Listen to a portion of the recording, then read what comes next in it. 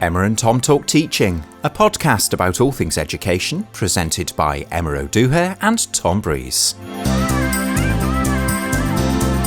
Episode 14, AI in Education, with Karl Jones. Welcome back, everyone, to Emma and Tom Talk Teaching. And we've got a guest joining us today to talk about a topic that we've been meaning to cover in depth for some time, Tom, haven't we? We're going to be talking about AI in education. And joining us for this episode is Karl Jones. Welcome, Karl. How are you? I'm very well, thank you. And perhaps for our listeners out there, could you just give us a bit of a potted history of your background? Where'd you come from? Where are you now? And what do you do? Of course, I spent about 10 years teaching in further education, and as part of that I started to work a bit more in terms of education more broadly, so providing education scrutiny for the borough, and then eventually starting to do some work around the curriculum for Wales and with the pioneers there, looking at the transition from what that model might look like into further education, which then led me to initial teacher education at University of Wales Trinity Saint David for almost 4 years, but now I am here at Cardiff Met as senior lecturer in technologies. And you work in our shiny new School of Technologies down in Llandaff. It's lovely campus. With all the toys. Yes, well, welcome to our shiny studio from your shiny school. We've been wanting to do an episode on AI for a while, but we've been looking for somebody who can give us a kind of education angle and a sort of non-sensationalist angle. We see so much out in the media at the moment about how it's going to either, well, first it'll take all our jobs and then it's going to destroy us all. You know, it's loads of fun sensationalising it. But we're going to try and be a bit calmer about it and try and get an education angle. Before we do, in terms of what we're talking about today, what do we mean by AI? I think when people use the term AI, I think it means a lot of things to lots of different people. And I think for a long time, I think when we would think of AI, people would think of things like Terminator or sentient machines, whereas in the field of computer science, it's a much broader term. And we understand there are different fields in terms of how AI actually operates. So what we look at in terms of AI in computer science is essentially programs at their basic level that can make decisions based on data that is provided. And the way that it does that really is by looking for different patterns or different trends in the data. We obviously see it right now in terms of ChatGPT and image generation with DALL-E and those kinds of things. But these systems exist everywhere already. So when we use Netflix and we go on and we see the programs that are recommended to us based on our previous viewing, those are those recommender models which look at those patterns in what we do. Same if you have a smartwatch or a smartphone and you notice you jump into your car, plug it in the morning and it goes, oh, it's Monday to Friday, you're driving to work and you get those recommendations there. So those are the kinds of systems that are integrated into our lives, but there are some wider applications of those models. And we saw one of them in the news in the past couple of years when we were looking at A-level results and actually predicting. And that's one of the caveats of trying to predict outcomes based on data, is that we have to accept that certain assumptions will be made from that data. And what we saw there was assumptions being made based on socioeconomic backgrounds and your likely outcome in terms of your A-levels. So that's kind of what we think of as our base level of data science, AI decision-making patterns. And I suppose we need to bring it back into land now, into the context that our listeners will be most interested in, which is education, and in particular the classroom. And I suppose, as with any advancement in technology, it's going to create a bit of a polarising effect. You're going to have some teachers out there who don't want to touch it with a barge pole. You're going to have some that are curious but maybe a little bit wary, have lots of reservations. You have some who will jump in, probably have already jumped in feet first and are using it and are seeing the benefits. You might even have some out there who are using it and perhaps aren't using it in a critical way and maybe have come up against some challenges. So how, in your opinion, at the moment, is AI finding its way into the classroom? What might we see if we're going into a school and we're seeing teachers who maybe are starting to experiment? I think through lots of different conversations, I'm seeing lots of ways that teachers are using it to try to cut down on processes that are very time intensive. So you see lots of teachers using it for generating model examples for questions, generating different types of texts when they've already prepared activities, looking at options around helping with planning and those kinds of areas. But that's kind of before you get into the classroom. But there are definitely examples out there of teachers who are using it in the classroom to support learning or get learners to support their own learning using these kinds of models. Mm-hmm. And for those who aren't familiar with the likes of ChatGPT, the likes of DALL-E, in layman's terms, what do they do? How might a teacher use those platforms? So in its most simple, and there are lots of steps being missed out in this analogy. The most simple way to imagine how it works is you will type in a specific prompt in there, and you see lots of people advertising themselves as these kind of what I call prompt gurus on Twitter, like, oh, I'll teach you how to ask the perfect question. And what it'll do is it'll take the prompt that you've input and it'll analyze the text and it'll try to establish context. So what you're asking, why you're asking it. And then it'll try to establish weighting based on different parts of the prompt that has been put in there. So try to establish what the importance is. And then through its machine learning, which is a very technical term, I know, is it'll look at this huge data set that it's been trained on. And it'll look for patterns in that data set for what might look like an answer. And I use that expression quite a lot. It looks like an answer. It isn't technically an answer. There's no conscious thought going on there. So it'll look for those specific patterns and then try to determine what the best patterned answer might look like. In some cases, it's made up. So it'll not be able to generate the right answer just based on the data set that it has. And then there are some issues around the data set itself and some questions that arise in terms of the bias of that data that it's been trained on. And actually that did come up, didn't it? I remember there being a case a while ago where I think it was Twitter tried to put something in place which would auto-crop pictures that had been put on Twitter, and you would see the sort of thumbnail or the preview on your stream of tweets. And it was a lot better at cropping white people correctly than black people, wasn't it? And that's a huge issue that we're seeing at the moment in terms of these models, because they're trying to generate things based on patterns. The data set is largely westernized. So we have to accept that when we think about the kinds of answers that we're trying to get, that we're getting answers from a model based on a specific subset of culture and specific groups of people. The way that systems like DALL-E, the image generator, is trying to get around this, which I'm not quite sure of myself. The only way they seem to be trying to approach offsetting this kind of bias around ethnicity or gender is if an individual doesn't specify ethnicity or gender, it'll randomly plop a word in there as part of the prompt to try to offset the bias of the data set, which I'm not sure that that's going to work really as a random generation.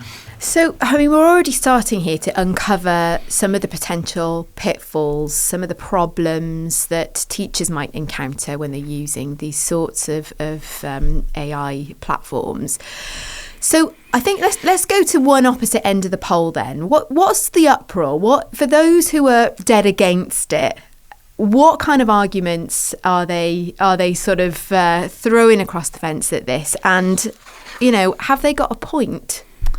I think one of the interesting discussions I saw about this, the BERA conference videos online, there was, I think it's an hour and a half conference video. It was really, really interesting, talking about this whole uproar and the whole issues that we might see ethically. And one of the things that came from that was this term of we always sort of find ourselves in this area of a discourse of deceit. So the first thing we think of when any new technology comes into play is how is this going to be used to cheat?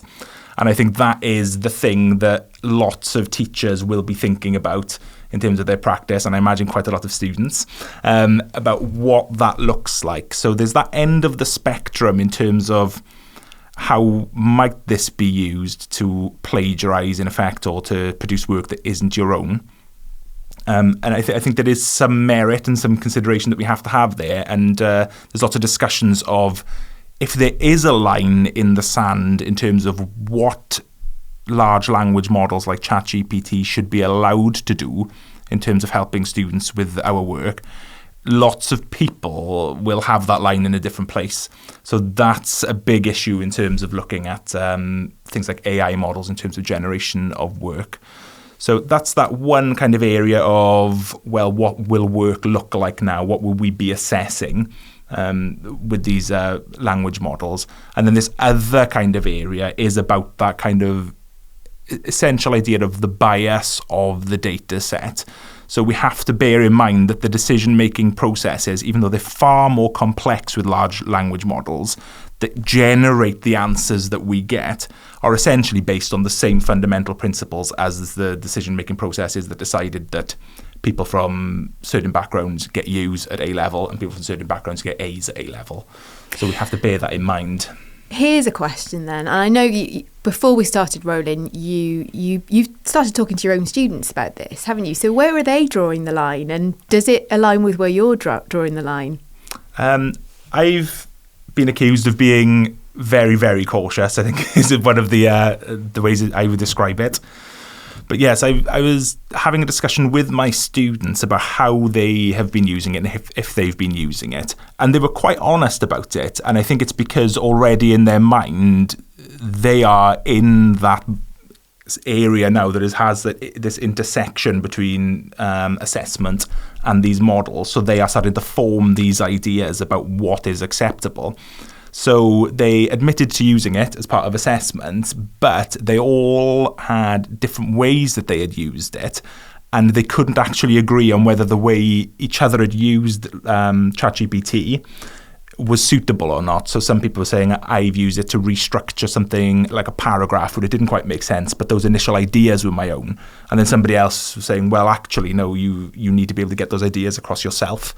And similarly, in other ways, then I think one of the ways that people maybe aren't exploring how ChatGPT and language models can be used is that it can go beyond our idea of just written text because it can program.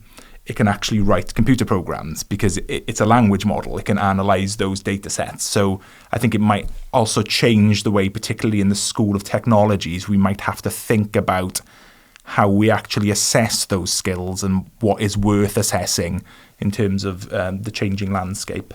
I've certainly thought about this. There's been a lot of hand-wringing, hasn't there, in education about the idea that assessments are suddenly going to have to be thrown out of the window and rethought. And I don't know what you think about this as a cautious AI person, but you look at our kind of oldest universities and they really privilege the tutorial model where, you do your research, you go and find your stuff out, but then you have to go and have a dialogue with a tutor. You look at level 8, EdDs, PhDs, yes, you write your thesis, but you have to go and have a viva. It makes me wonder whether actually this assessment not really being that good thing predates the existence of AI. Is it just a bit overdue, really, that we've had this conversation? I think there's definitely a conversation to be had there. I think I always approach it from the idea of computer science. So lots of examining boards will have an assessment where you're locked in a room for 4 hours, you have no access to the internet, and you've got to write a computer program. Whereas if you've ever written a computer program, the first thing you do is you'll open your programming environment and then you'll open a web browser. It's the first thing you'll do. So I think there is definitely a long overdue conversation about what are we actually assessing. I think when we're looking at, I've had discussions about reflective assessments, particularly in higher level qualifications where somebody might have put something into practice as part of, say, teaching. I didn't want to give a specific example, but it's part of their teaching, and they've reflected and they've clearly taken something on board from an experience, engaged with some literature, and then applied something that's having an impact on them and their students. But sadly, they can't reference very well, so they're going to get a D. So what is it that we're actually looking at in terms of assessment? So I think you're right, those kinds of conversations and changing how we assess knowledge, I think, is going to be a fundamental part of how we move forward. But of course, there are a lot of benefits, and you've already given us a hint at how teachers are already using AI in their practice. But, are there more benefits to consider that perhaps we haven't brought to the fore yet in this episode that is worth people being aware of? Yes, definitely. And I think that there's something I was very wary about having a conversation and coming across as a Luddite. But I think teaching in particular is a very time-poor profession. I think anybody who is a teacher or who knows teachers knows that that is the case. Any way that we can use these kinds of models to speed up those processes that might be holding us back. So things like generating materials that we can use, some examples of things like writing reports where you've got a specific format and you have to change it and you could just be inputting that data very, very quickly. I think those are the kinds of things that are really beneficial. But from the learner perspective, in a classroom environment where students maybe aren't getting a concept in a way and you think, okay, I'd have to come back and revisit this student, coming back to that whole 3 before me concept, have you asked a friend, have you looked at materials, and then come and have a discussion. Having almost this extra aspect of being able to describe something in a different way, in a way that they might find a bit more accessible, is going to be invaluable in terms of actually being in the classroom. I think as we start to move forward, we'll be seeing things much more along the lines of independent pathways in terms of learning, so where learners can follow specific pathways that are determined by these kind of models that can see progression, suggest how they could improve, give feedback on specific things. But I think coming back to that idea of there are a lot of questions that need to be answered in terms of how these things operate, and just making sure that the people who are using the systems are completely aware of how these answers, how these results are actually generated. I'm thinking about the fact now you've said here, that the things like large language models can clear away a lot of the donkey work. And you can get down to something perhaps more creative, more interesting. And I suppose it makes me wonder whether some subjects might change more than others. There might be more donkey work to be cleared away in some subjects than others. I also find myself wondering, is there a danger that once you get to the bit where you can be creative, if you don't then break free of those pre-existing data sets, are pupils going to get pushed in the direction of a biased set of data in what they create? Are there ways we can kind of make sure that we consciously break free of that at some point? So I think that's a really good point, and that's something that I think about, particularly in the context of curriculum for Wales, when we're making decisions based on our learners in our specific context, that if our first port of call is a large language model, we're already removing that step from our thinking, of our consideration. And we all do it. We all say, we'll generate an answer, and what I'll do is I'll just check it. I'll just make sure that it is suitable or that it is right.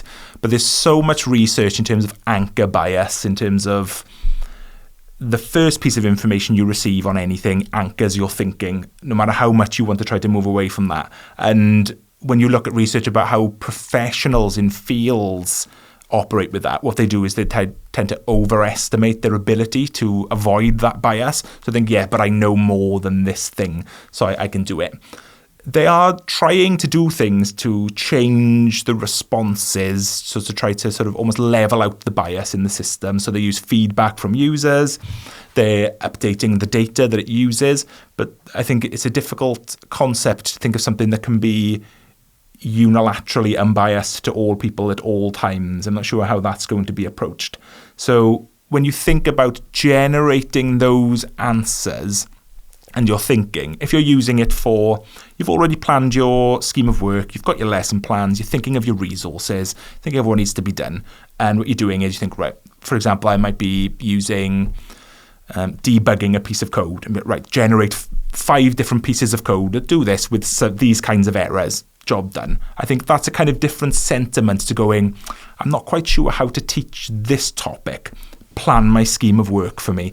And I think, as I say, it's easy to say those things out loud, but then when you get down to the minutiae of it all, where that line is shifts quite a lot. I think we were talking just before the podcast about that idea of the kind of support that you would provide to your students, sitting down and having a conversation in terms of maybe formative assessment and how you'd be completely fine with that. But the idea of a student using a language model to provide formative assessment themselves almost makes you feel a little bit uncanny about the idea of, ooh, is that cheating? It's like, well, would it be cheating if it was me sitting there doing it? I think those kinds of conversations are the things that we'll be having over the next few years in terms of what we're doing. But the idea of the donkey work of different subjects, I was talking to an art teacher and I was giving examples of, oh, well, I would never use it for planning. No, of course I wouldn't. No. And they're saying, yeah, but for art, we have to produce lots of materials in terms of models that can't be generated by these things. They are the important parts. We need to get that off our plate. So I think you're right, that idea of it's not going to mean the same thing to all teachers.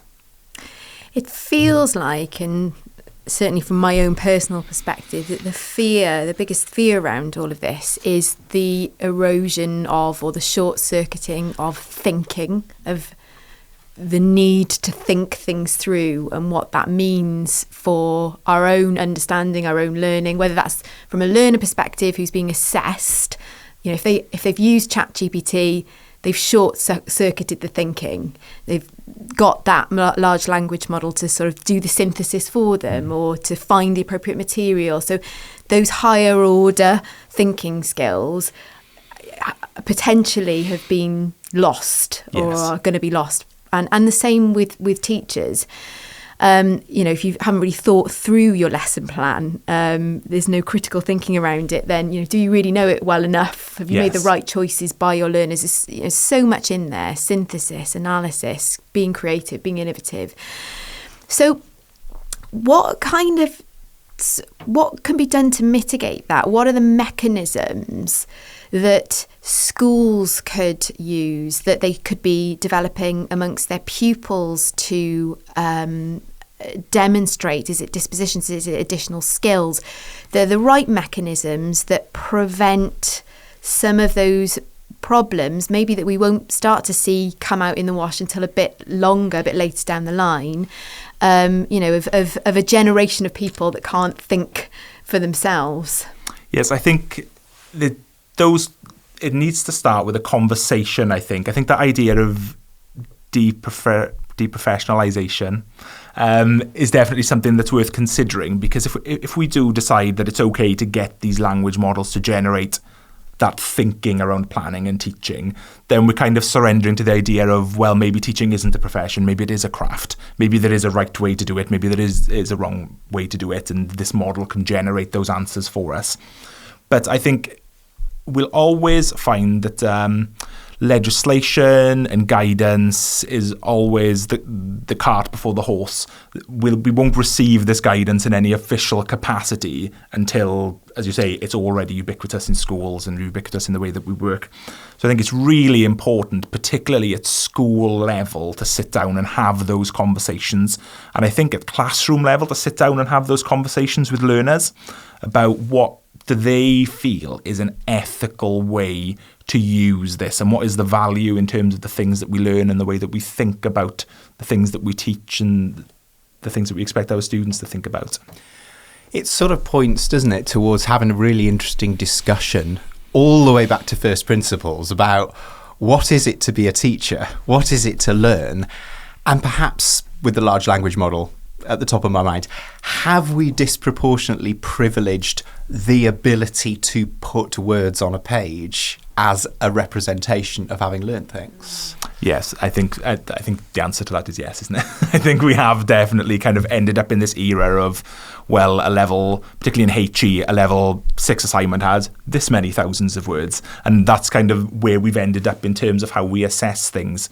And I think we were having a quick discussion before we started about this idea of, well, how do we tell whether things have been generated? And it almost seems like by the time you can start thinking, oh, maybe we could tell this way, the model itself changes or the way that it accesses information changes. I think we have to think about what is worth assessing and how we actually assess it in our subjects. Which, of course, could create problems, because discursive, more dialogic methods of assessing are much more time consuming, but they do allow you to sort of get to the heart of, or potentially could get to the heart of what someone knows, does not know, understands, comprehends, can reflect on. So, I mean, if we're not careful, we've also got a problem where we inadvertently create an even bigger workload for the profession. So I'm still grappling with that thought. I'm not looking for an answer on it, Carl, but that's just my musings. I think there's the student perspective of that as well. I think I've studied my master's and I'm currently doing my PhD. And I thought, I'm quite comfortable with assessment, but I've recently had my PhD probation panel, and that's obviously a live event where you submit a piece of work, that's reviewed, and then you're asked questions on not just what you've submitted, but your thinking, your processes, what you plan for the future, defending some of those decisions. And it made me realise that I haven't actually been in that context, even though I think, I've been assessed for years, forever. But I haven't been in a context where I've had to defend something in that way for, I don't want to say how many years, too long. But yeah, it's a situation where I was really uncomfortable. And I think lots of people can relate to that. So that idea of having that form of spoken viva or assessment, again, leads down that road of, then are we disadvantaging a certain group of learners as well if we go down that avenue? You sort of wonder whether it's pointing to us raising the importance of the process and lowering the importance of the end product, which has tended to be the other way around, hasn't it, quite a lot in assessments? Yes, I'd say so. And I think even in terms of, I think we see in some of the practical and more vocational subjects, sometimes the process is actually valued a bit more. But as you say, in a lot of cases, this is the final thing. Is it any good? It's kind of how a lot of assessment works.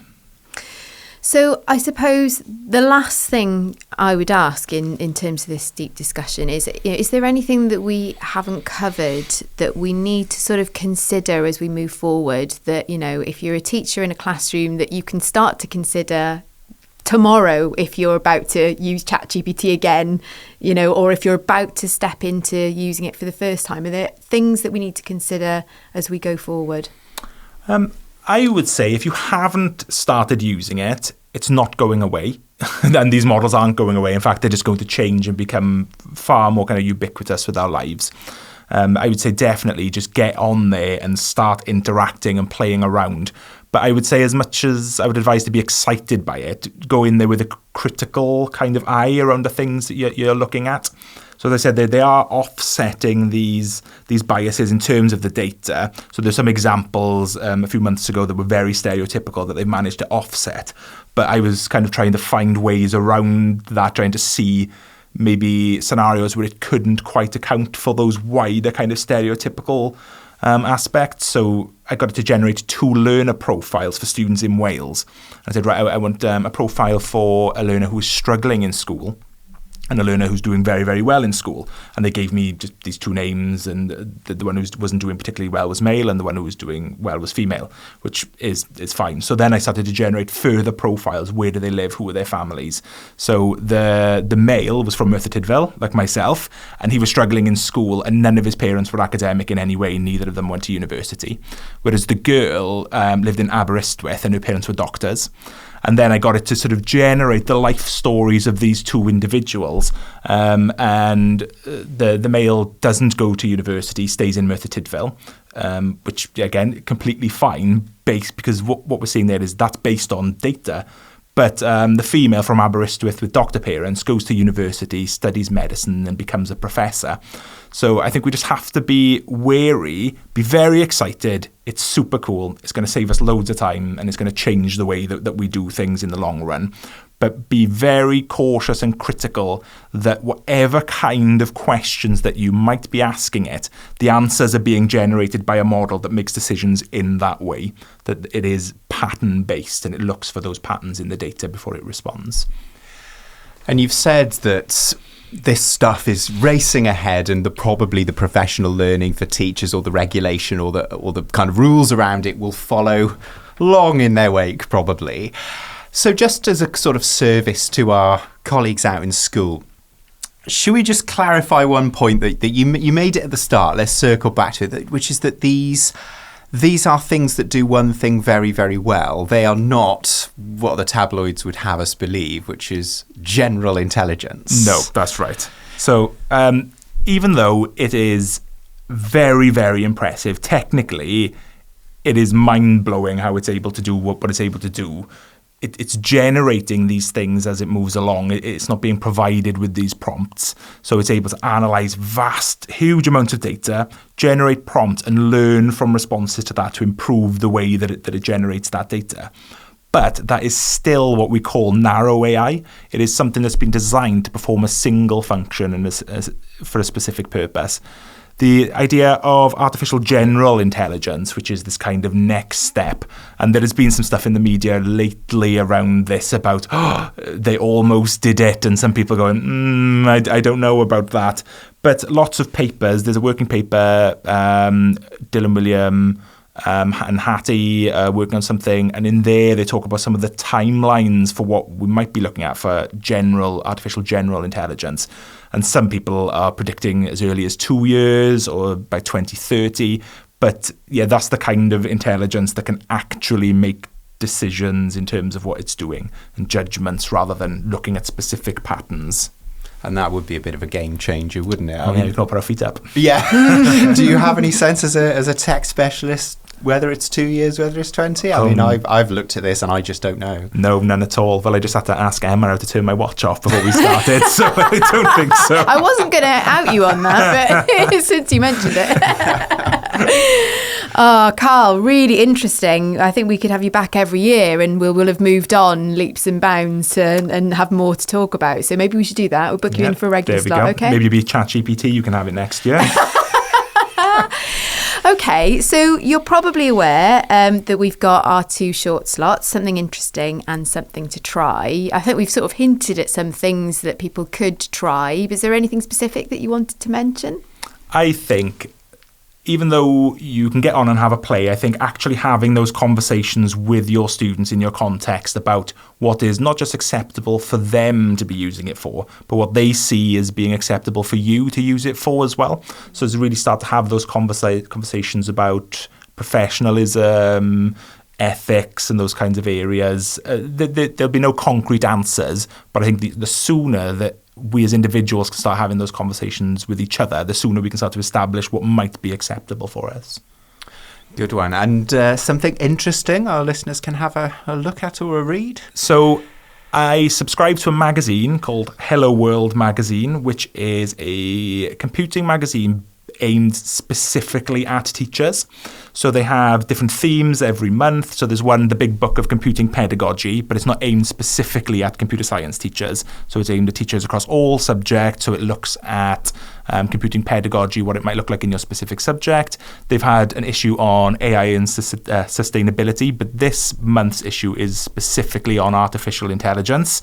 So I would very much recommend having a look at that and some of the conversations that are taking place in there and some of the articles and some of the examples. Lovely. Thank you very much, Carl, for coming and joining us on the podcast. Plenty for us to dig into there. Loads for our listeners to have a think about. We hope you've enjoyed it. We'll welcome either you or ChatGPT this time next year. And we'll be back with you in 2 weeks' time.